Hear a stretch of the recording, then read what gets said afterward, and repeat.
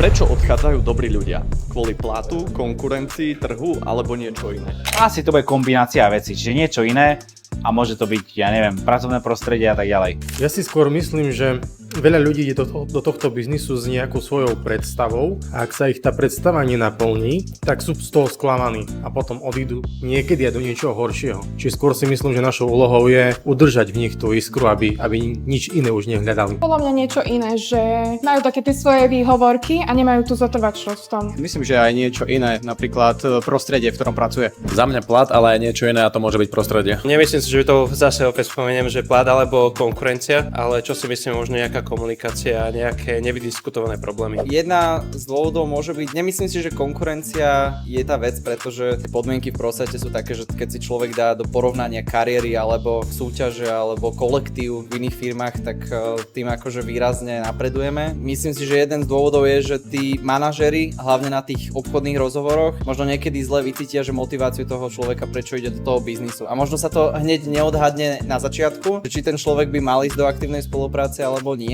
Že niekedy to robíme tým štýlom, že hovoríme si, že všetci môžu byť v tej aktívnej spolupráce, voláme všetkých, ale napríklad mňa to samého viackrát nachytalo, že musím viac si dať času tomu človeku na začiatku, aby sme sa oťukali, aby som sám zistil, či naozaj je na takúto prácu ready.